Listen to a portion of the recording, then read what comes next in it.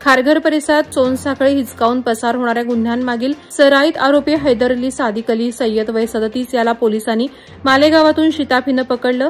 खारघरमध्ये 3 तर नाशिकमध्ये 1 गुन्हा उघड झाल्यानंतर आरोपी ठिकाण बदलत असल्याने पथकानं 7 दिवस गुप्त पाळत ठेवली होती।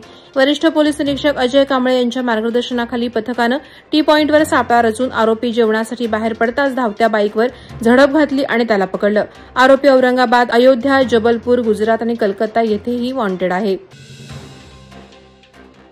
मुंबई पुणे एक्सप्रेसवेवरील मेळगाव ठाकूरवाडीजवळ कंटेनर खोल दरीत कोसळून भीषण अपघात झाला। खोपोली एक्झिटनंतर तीव्र उतारावर चालकाचं नियंत्रण सुटलं आणि वाहन दरीत पलटी झालं। केबिनमध्ये अडकलेला चालक कर्मराज रामनारायण वय 45 राहणार उत्तर प्रदेश याचा गंभीर जखमांमुळे जागीच अंत झाला। अपघाताची माहिती मिळताच बोरघाट महामार्ग पोलीस, हेल्प फाउंडेशनचे गुरुनाथ साठीलकर, खोपोली पोलीस, IRB आणि मृत्युंजय टीमने घटनास्थळी धाव घेऊन चालकाला बाहेर काढून तात्काळ मदत कार्य केलं। अलिबाग एसटी स्टँडमध्ये बसने 2 दुचाकींना ठोकर दिल्याने छोटा अपघात झाला असून सुदैवानं जीवितहानी टळली। कॅन्टीनच्या मागे दुचाकी अवैधपणे उभ्या असल्याने हा प्रकार घडला। या घटनेमुळे एसटी स्टँडमधील अनियंत्रित आणि अवैध पार्किंगचा मुद्दा पुन्हा ऐरणीवर आलाय। पे अँड पार्क सुविधा उपलब्ध असूनही अनेक प्रवासी त्याचा वापर टाळतात, ज्यामुळे परिसरात वाहतूक कोंडी निर्माण होते। सुरक्षा रक्षक आणि एसटी प्रशासनाचे नियंत्रण नसल्याने जवळपास शेकडो दुचाकी स्टँडमध्ये बेकायदा उभ्या राहतात। याचा अपघात किरकोळ असला तरी भविष्यात मोठी दुर्घटना होण्याची भीती व्यक्त केली जाते। ढाटा औद्योगिक वसाहतीतील कोरस कंपनीतील भारतीय मजदूर संघाच्या स्टाफ कामगारांचे वेतनवाढीच्या मागणीसाठी सुरू झालेले ठिय्या आंदोलन 3ऱ्या दिवशी सुरूच आहे। सुमारे 65 ते 70 कामगार कंपनीच्या मुख्य गेटसमोर ठिय्या धरून प्रशासनाकडून लेखी आश्वासन मिळेपर्यंत मागे न हटण्याच्या भूमिकेवर ठाम आहेत।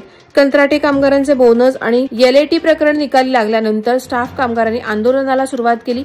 या आंदोलनाला शिवसेना, भाजप, राष्ट्रवादी आणि मनसे यांचा पाठिंबा असून भारतीय मजदूर संघ स्टाफ असोसिएशनच्या नेतृत्वाखाली आंदोलन शांततेत सुरू आहे। चौक परिसरातील शेतकरी अखेर पावसाशी 2 हात करत भात झोडणीच्या कामाला लागलेत। अवकाळी पावसाने एप्रिलपासूनच थैमान घातले। मे महिन्यापासून सुरू झालेला पाऊस हंगामभर थांबला नाही। पुराने शेतातील माती वाहून गेली, बांध तुटले, तरी कणखर शेतकऱ्यांनी भाताचं पीक उभं केलं। दिवाळीनंतरही पावसाचा अंदाज असल्याने कापणी आणि मळणी अडखळत होती। आता शेतकरी आकाशाकडे नजर ठेवत भिजलेला भात कापत आहेत। काही ठिकाणी पेंढा आणि भात काळे पडले आहेत, तरीही शेतकरी अखेरच्या टप्प्यात मळणी आणि सुकवणी करत संघर्ष करताना दिसत आहेत। खालापूर तालुक्यातील राजीप शाळांमध्ये बालदिन मोठ्या उत्साहात साजरा झाला। विद्यार्थ्यांचे शाळा व्यवस्थापन समिती आणि शिक्षकांनी औक्षण करून पुष्प देत स्वागत केलं। विद्यार्थ्यांनी चाचा नेहरू, पुष्पा, वारकरी, स्पायडरमॅन, कोळीण अशा विविध वेशभूषांमध्ये हजेरी लावून कार्यक्रमाला खास रंगत आणली। नृत्य, भाषणे, गाणी आणि मनोरंजनात्मक खेळांनी वातावरण उत्साहवर्धक झालं। मुलांना मिष्टान्न भोजन देण्यात आलं।